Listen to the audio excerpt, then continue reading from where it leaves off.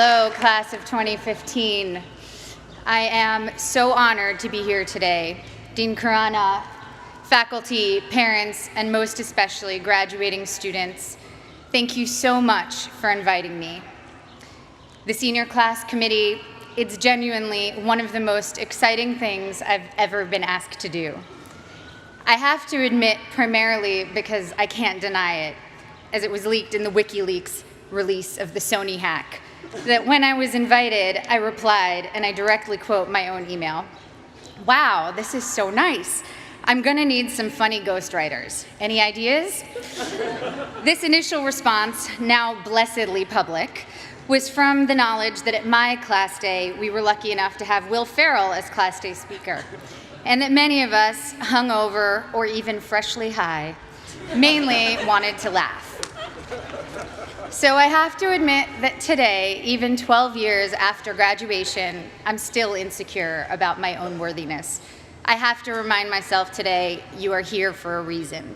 Today, I feel much like I did when I came to Harvard Yard as a freshman in 1999, when you guys were, to my continued shock and horror, still in kindergarten. I felt like there had been some mistake, that I wasn't smart enough to be in this company, and that every time I opened my mouth, I would have to prove I wasn't just a dumb actress. So I start with an apology. This won't be very funny. I'm not a comedian, and I didn't get a ghostwriter. But I am here to tell you today, Harvard is giving you all diplomas tomorrow. You are here for a reason. Sometimes your insecurities and your inexperience may lead you to embrace other people's expectations, standards, or values. But you can harness that inexperience to carve out your own path, one that is free of the burden of knowing how things are supposed to be, a path that is defined by its own particular set of reasons. The other day, I went to an amusement park with my soon-to-be 4-year-old son, and I watched him play arcade games. He was incredibly focused, throwing his ball at the target. Jewish mother that I am, I skipped 20 steps and was already imagining him as a major league player with what his aim and his arm and his concentration. But then I realized that when he won, he was playing to trade in his tickets for the crappy plastic toys.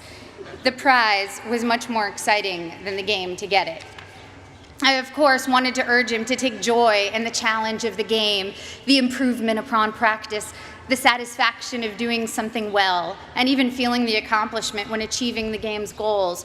But all of these aspects were shaded by the little 10-cent plastic men with sticky, stretchy blue arms that adhere to the walls. That was the prize. In a child's nature, we see many of our own innate tendencies. I saw myself in him, and perhaps you do too. Prizes serve as false idols everywhere. Prestige, wealth, fame, power. You will be exposed to many of these, if not all. Of course, part of why I was invited to come speak today, beyond my being a proud alum, is that I've accrued some very coveted toys in my life, including a not-so-plastic, not-so-crappy one, an Oscar. So we bump up against a common trope, I think, of the commencement address, people who have achieved a lot telling you that the fruits of achievement are not always to be trusted. But I think that contradiction can be reconciled and is in fact instructive. Achievement is wonderful when you know why you're doing it, and when you don't know, it can be a terrible trap. I went to a public high school on Long Island, Syosset High School. Ooh, hello, Syosset. The girls I went to school with had Prada bags and flat-ironed hair, and they spoke with an accent I, who had moved there at age 9 from Connecticut, mimicked to fit in. Florida oranges, chocolate cherries. Since I'm ancient and the internet was just starting when I was in high school, people didn't really pay that much attention to the fact that I was an actress. I was known mainly at school for having a backpack bigger than I was and always having whiteout on my hands, as I hated seeing anything crossed out in my notebooks. I was voted for my senior yearbook most likely to be a contestant on Jeopardy, or code for nerdiest. When I got to Harvard, just after the release of Star Wars Episode 1, I knew I would be starting over in terms of how people viewed me. I feared people would assume I had gotten in just for being famous, and that they would think I was not worthy of the intellectual rigor here. And they would not have been far from the truth. When I came here, I had never written a 10-page paper before. I'm not even sure I'd written a 5-page paper. I was alarmed and intimidated by the calm eyes of fellow students who came here from Dalton or Exeter, who thought that compared to high school, the workload here was easy. I was completely overwhelmed and thought that reading 1,000 pages a week was unimaginable, that writing a 50-page thesis was just something I could never do. I had no idea how to declare my intentions. I couldn't even articulate them to myself. I'd been acting since I was 11, but I thought acting was too frivolous and certainly not meaningful. I came from a family of academics and was very concerned with being taken seriously. In contrast to my inability to declare myself, on my first day of orientation freshman year, 5 separate students introduced themselves to me by saying, "I'm going to be president. Remember I told you that." Their names, for the record, were Bernie Sanders, Mark Rubio, Ted Cruz, Barack Obama, and Hillary Clinton. In all seriousness, I believed every one of them. Their bearing and self-confidence alone seemed proof of their prophecy, where I couldn't shake my self-doubt. I got in only because I was famous. This was how others saw me. It was how I saw myself. Driven by these insecurities, I decided that I was going to find something to do at Harvard that was serious and meaningful, that would change the world and make it a better place. At the age of 18, I had already been acting for 7 years and assumed I'd find a more serious and profound path in college. So freshman fall, I decided to take neurobiology and advanced modern Hebrew literature because I was serious and intellectual. Needless to say, I should have failed both. I got B's for your information, and to this day, every Sunday, I burn a small effigy to the pagan gods of great inflation. But as I was fighting my way through Aleph Bet Yehoshua in Hebrew and the different mechanisms of neural response, I saw friends around me writing papers on sailing and pop culture magazines, and professors teaching classes on fairy tales and the Matrix. I realized that seriousness for seriousness' sake was its own kind of trophy, and a dubious one, a pose I sought to counter some half-imagined argument about who I was. There was a reason I was an actor. I love what I do. And I saw from my peers and my mentors that that was not only an acceptable reason, it was the best reason.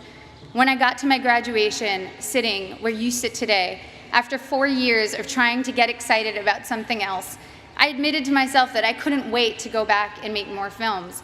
I wanted to tell stories, to imagine the lives of others, and help others do the same. I had found, or perhaps reclaimed, my reason. You have a prize now, or at least you will tomorrow.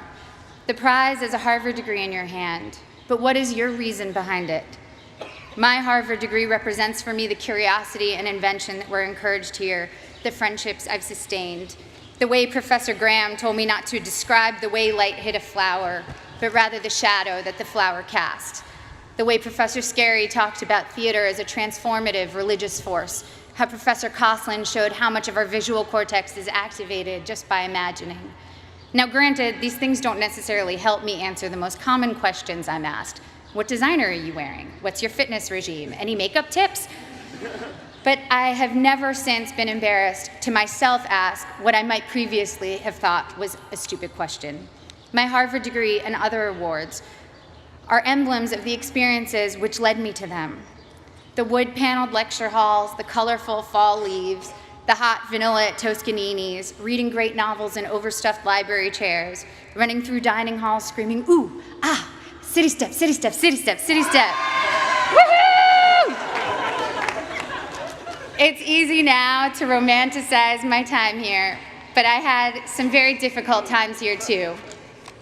Some combination of being 19, dealing with my first heartbreak, taking birth control pills that have since been taken off the market for their depressive side effects, and spending too much time missing daylight during winter months led me to some pretty dark moments, particularly during sophomore year. There were several occasions I started crying in meetings with professors, overwhelmed with what I was supposed to pull off when I could barely get myself out of bed in the morning. Moments when I took on the motto for my schoolwork, done, not good. If only I could finish my work, even if it took eating a jumbo pack of Sour Patch Kids to get me through a single 10-page paper. I felt that I had accomplished a great feat. I'd repeat to myself, done, not good. A couple of years ago, I went to Tokyo with my husband, and I ate at the most remarkable sushi restaurant. I don't even eat fish, I'm vegan, so that tells you how good it was. Even with just vegetables, this sushi was the stuff you dream about. The restaurant had 6 seats. My husband and I marveled at how anyone could make rice so superior to all other rice. We wondered why they didn't make a bigger restaurant and be the most popular place in town. Our local friends explained to us that all the best restaurants in Tokyo are that small and do only one type of dish, sushi or tempura or teriyaki, because they want to do that thing well and beautifully. And it's not about quantity, it's about taking pleasure in the perfection and beauty of the particular. I'm still learning now that it's about good and maybe never done, that the joy and work ethic and virtuosity we bring to the particular can impart a singular type of enjoyment to those we give to, and of course to ourselves. In my professional life, it also took me time to find my own reasons for doing my work. The first film I was in came out in 1994, again, appallingly, the year most of you were born. I was 13 years old upon the film's release, and I can still quote what the New York Times said about me verbatim. Ms. Portman poses better than she acts. The film had a universally tepid critical response and went on to bomb commercially.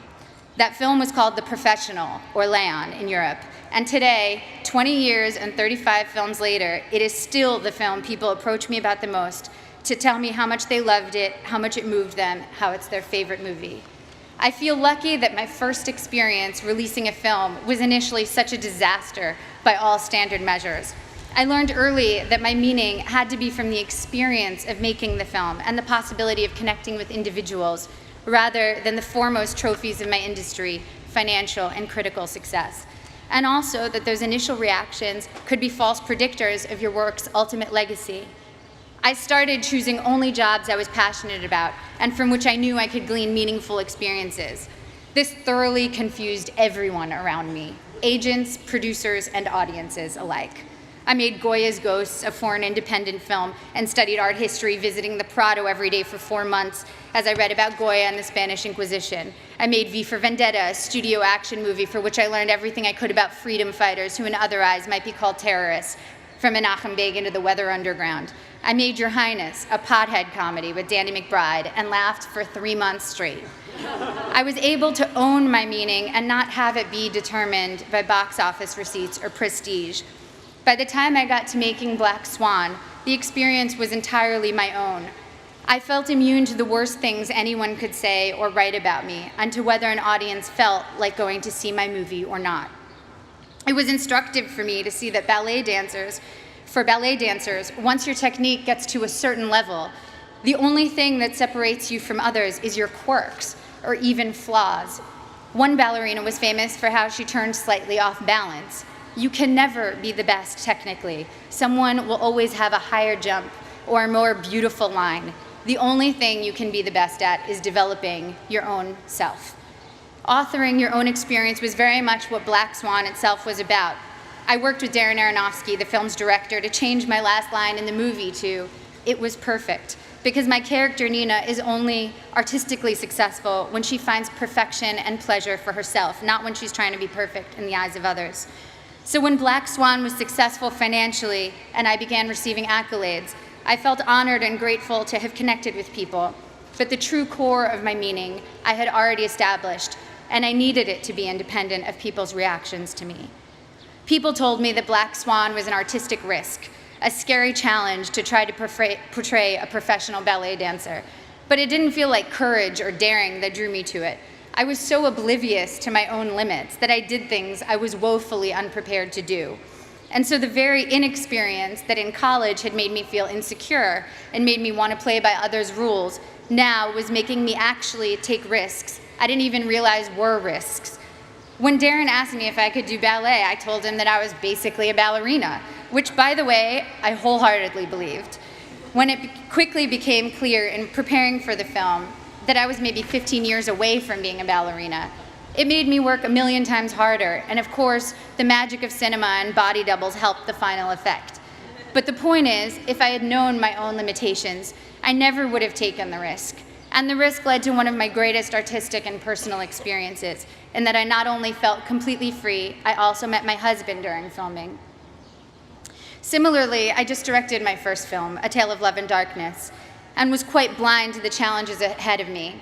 The film is a period film, completely in Hebrew, in which I also act, with an 8-year-old child as a co-star. All of these are challenges I should have been terrified of, as I was completely unprepared for them. But my complete ignorance as to my own limitations looked like confidence and got me into the director's chair. Once there, I had to figure it all out, and my belief that I could handle these things, contrary to all evidence of my ability to do so, was half the battle. The other half was very hard work. The experience was the deepest and most meaningful one of my career. Now, clearly, I'm not urging you to go perform heart surgery without the knowledge to do so. Making movies, admittedly, has less drastic consequences than most professions and allows for a lot of effects that make up for mistakes. The thing I'm saying is, make use of the fact that you don't doubt yourself too much right now. As we get older, we get more realistic, and that includes about our own abilities or lack thereof. And that realism does us no favors. People always talk about diving into things you're afraid of. That never worked for me.